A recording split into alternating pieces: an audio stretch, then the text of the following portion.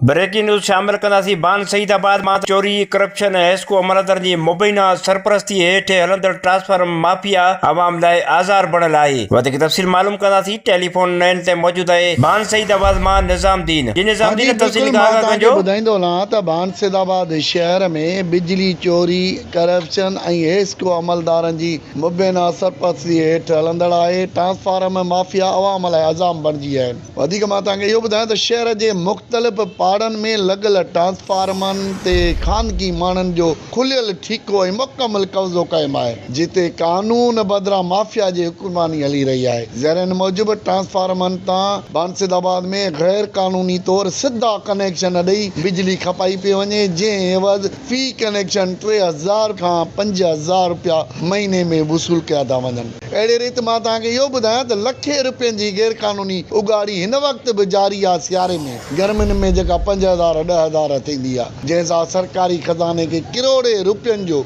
नुक़सानु पहुची रहियो आहे। वधीक इहो बि मां तव्हांखे ॿुधायां इंकशाफ थियो आहे त हिन समूरी गैर कानूनी नेटवर्क पुठियां हेस्को जो हिकु मुलाज़िम मरकज़ी किरदारु अदा करे रहियो आहे, जेको हर महीने ट्रांसफार्मरनि जी ख़ानगी ठेकेदारनि खां लखे रुपया वसूल करे थो। ज़रियुनि जो चवणु आहे त गॾु कयल रक़म मां कुझु पंहिंजे खीसे में रखी वञे थी, जॾहिं त बाक़ी रक़म मुबीना तौर अला अख़्तियारनि ताईं मथे पहुचायो वञे थो। मां वधीक इहो ॿुधायां त इल्ज़ाम आहिनि त शहरनि जा त एसडीओ हेस्को भान में हिन सॼे कारोबार में साणस बिट बणियल आहे। शहर में सूरत हाल इहा थी चुकी आहे जो ट्रांसफार्मरनि ते हेस्को जी रिट अमली तौर ख़तम थी चुकी आहे, जॾहिं त ख़ानगी ठेकेदार मुकमल अख़्तियारनि सां कमु करे रहिया आहिनि। हैरत अंगेज़ इहा बि ॻाल्हि मां तव्हांखे ॿुधायां त ठेकेदार कानूनी मीटर लॻल सार्फिन खे त बिजली फ़राहम करण लाइ तयार ई न आहिनि। रोज़ लोड शो 18 कलाक 20 कलाक 24 कलाक लॻी पिया, जंहिं सबबु ईमानदार शहरी सख़्तु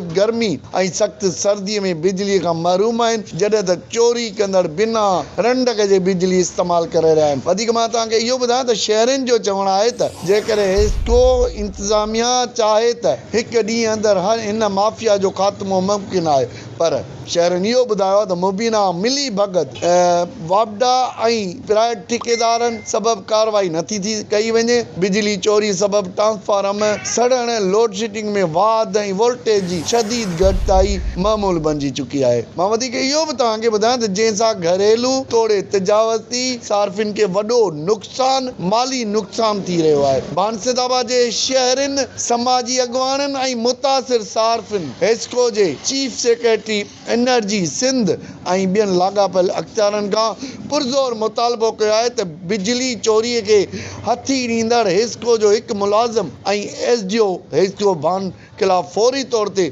शफ़ाफ़ ऐं अहिला सितही जांच कराई वञे, खेनि उहिदे तां हटायो वञे, ट्रांसफार्मरनि तां ख़ानगी माण्हुनि जो कब्ज़ो ख़तमु करायो वञे ऐं मीटर वारनि सार्फिन खे बिना कंहिं रिश्वत ऐं रंडक जे बिजली फ़राहम कई वञे। वधीक मां तव्हांखे इहो ॿुधायां त शहरनि ख़बरदार कयो आहे त जेकॾहिं जल्द कार्रवाई न कई वई त हू एहतिजाज, प्रेस क्लब बान सईदाबाद अॻियां धरना ऐं शहर में रैलियूं कढी आला अदालतुनि जो रुख करण ते मजबूर थींदा, जंहिंजी समूरी ज़िम्मेवारी हेस्को इंतिज़ामिया बान सईदाबाद ते आइद थींदी। जी।